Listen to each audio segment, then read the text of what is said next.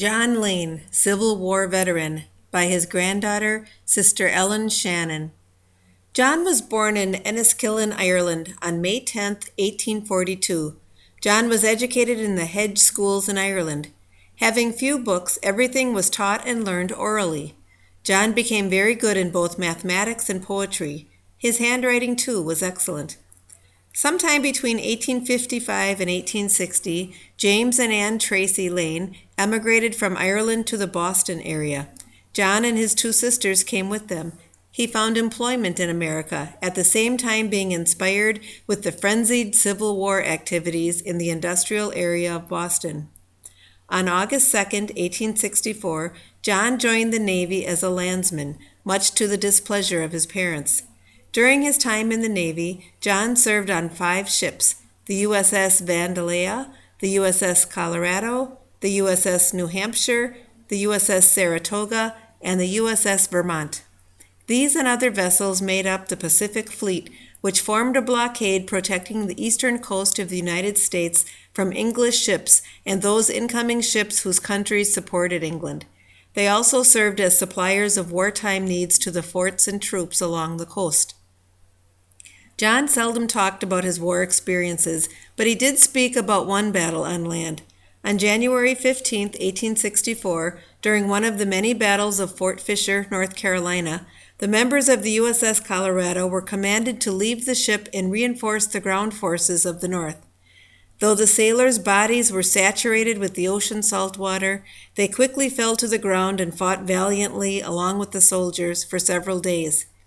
It was likely from this experience and the daily ocean exposure that on March 5, 1885, John applied for and received a Navy invalid pension, claiming rheumatism, catarrh, and heart disease as the causes of his inability to continue farming and supporting his family.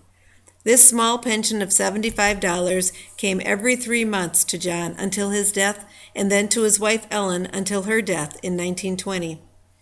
Having served his country well, John was honorably discharged on June 20, 1865. On his discharge papers, John was listed as 5'8" in height, 127 pounds, light complexion with gray hair and hazel eyes. On February 24, 1874, John married Ellen Louise Crowley. The young couple set out for Eagle to property that he and his brother-in-law Thomas Smith had purchased in 1869. As John's sister Bridget Smith and her husband Thomas and children were living in the large house they had built earlier, John and Ellen moved into a small shed-like home and began raising their family. John began his lifelong occupation, farming the land and raising cattle. 7 Lane children were born on the farmland. The Smith family was dissatisfied with farming, so in about 1886 they moved back to the Boston area. At this time, John and Ellen moved into the big house, selling the little shed. In later years, the Lanes would often have guests. Upon occasion, John could be prevailed upon to recite some of the poetry he had memorized in Ireland. He also loved music. During the years when the family was growing up, he purchased an organ. Most of the girls took lessons, which later served them well in their classrooms. John was involved in the many activities of Eagle. He was trustee of St. Teresa Church, on the board of directors of the bank, and proudly marched in the 4th of July parades. John was a successful farmer, had a great sense of humor, and loved his God, nature, and all of God's creation. He was a businessman and promoter of education. He was prayerful and took great pride in his family. John Lane died at the age of 79 on April 26, 1912.